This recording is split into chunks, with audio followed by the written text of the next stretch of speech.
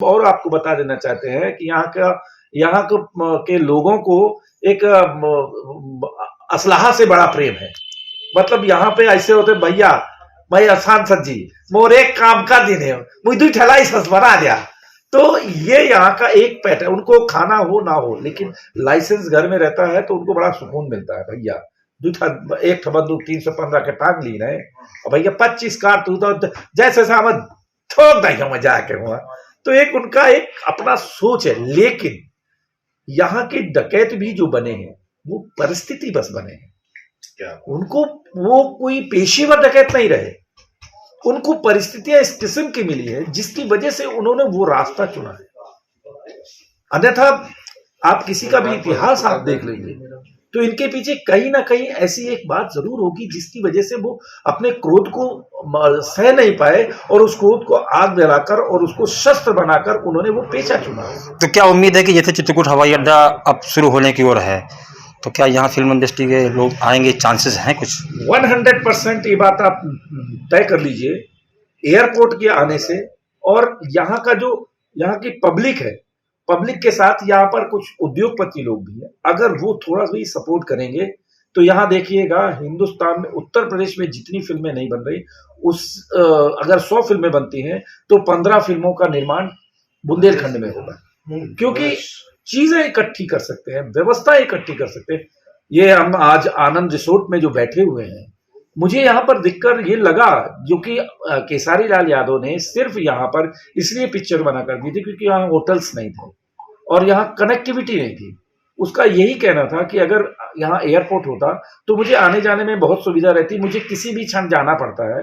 तो अगर यहाँ पर कनेक्टिविटी होती तो मैं निश्चित तौर पर ये चित्रकूट जैसे धाम में क्यों नहीं शूटिंग करूंगा।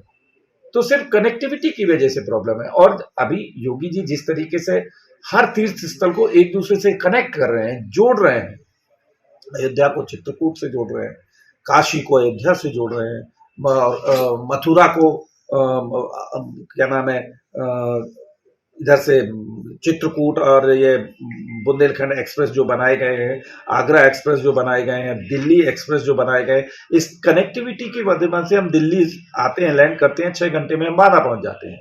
तो इस तरीके के अगर हमारे यहाँ पर सुविधाएं हो जाएंगी तो आप ये तय मानिए ट्रांसपोर्टेशन एक आधार होता है और वो बिजनेस को भी बढ़ावा देता है, आपके क्षेत्र को भी बढ़ावा देता है और आपकी धन संपदा का एक साधन भी बनता है और रोजगार बढ़ता है और पर्यटन को सबसे बड़ा महत्व देता है। हमारे लिए पर्यटन बुंदेलखंड में बहुत बड़ा पर्यटन स्थल है। आला उदल की नगरी महोबा है और मतोला वीर की नगरी बांदा है और अपने ये चित्रकूट में श्री राम की नगरी है और अपने कामतगिरी का पर्वत है और यहाँ पर आधुनिक अभी रोपवे भी लक्ष्मण पर्वत पे बना दिया गया है, हनुमान धारा पे भी बना दिया गया है। तो इस कनेक्टिविटी के माध्यम से पर्यटन को बहुत बड़ा योगदान, यूपी का पहला ग्लास ब्रिज बन रहा है सभी बात पे। बस आप ये पत्रकार जो है ना, पत्रकार एक जो है तीसरी आंख होता है जिसके माध्यम से विकास होता है। मैं लंदन में हर साल लंदन में 2-4 फिल्में करने जाता हूं तो मैंने देखा है कि लंदन में और कुछ नहीं है, सिर्फ पर्यटन है। वहां का मुख्य व्यवसाय जो है पर्यटन ही है। तो इस तरीके की व्यवस्था अगर हमारे क्षेत्र में होती है और यहाँ की जो नेचुरल खूबसूरती है ये अनूठी है एकदम। बस मैं इतना ही कह सकता हूँ बुंदेलखंड के बारे में। और आपका कोई सवाल हो तो बताइए। गधा प्रसाद जी, गधा प्रसाद जी मेरे मित्र हैं, वो उन्होंने चित्रकूट के, वो भी बहुत आध्यात्मिक पुरुष हैं और यहाँ आए थे। चिड़ियाघर में उनका मेन कैरेक्टर भी था और मैंने उनसे जिक्र किया कि मैं वहाँ पहुँच रहा हूँ, आप भी पहुँचिए। तो उन्होंने कहा ठीक है, आप जहाँ पहुँचेंगे मैं तो आपके पीछे पीछे घूमूंगा। तो वो गधा प्रसाद जी आए थे और गधा प्रसाद जी अपने आप में एक आध्यात्मिक व्यक्तित्व के धनी व्यक्ति हैं।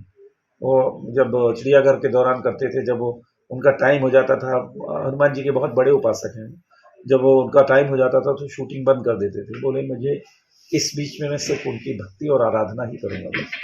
तो वो उनके अंदर ताकत है। अब आप देख सकते हैं कि एक गधा प्रसाद कितना महत्वपूर्ण व्यक्तित्व है। आज लोगों को अजीब सा लगता होगा लेकिन वो अपने आप में कितना धनी व्यक्तित्व है। बुंदेलखंड में कितने ऐसे कलाकार हैं जो फिल्म इंडस्ट्री में हैं आपकी नजर में? बुंदेलखंड में मेरी नजर में जो है, बुंदेलखंड में एक मैं हूँ और एक योगेश त्रिपाठी है जो उसका रोल करता है, क्या नाम है, हप्पू सिंह का। वो राज से है मेरे नज़दीक भी है, जानकार भी है। और वो जो है, और एक वो है अभी एक हमीरपुर से कोई एक लड़का आया है। बाकी अभी तक जो है कोई है नहीं। राजा बुंदेला तो राजनीति में आ गए। आशुतोष राणा है। आशुतोष राणा इधर से नहीं है। आशुतोष राणा है होशंगाबाद, मध्य प्रदेश। होशंगाबाद जिले से है वो, और मध्य प्रदेश गाडरवारा के रहने वाले हैं, लेकिन बुंदेलखंड में ही आते हैं वो। गोविंद नामदेव हैं, हमारे गुरु भी हैं, उन्होंने हमको बहुत कुछ सिखाया है। फिर मुकेश तिवारी हैं, बच्चे चर्चित अभिनेता हैं, हमारे मित्र हैं, हम लोग एक साथ ही पढ़ते थे। फिर सनसनी में श्रीवर्धन त्रिवेदी आते हैं, जो वो मूलतः बुंदेलखंड मतलब सागर में ही लंबा समय उन्होंने पढ़ाई किया है।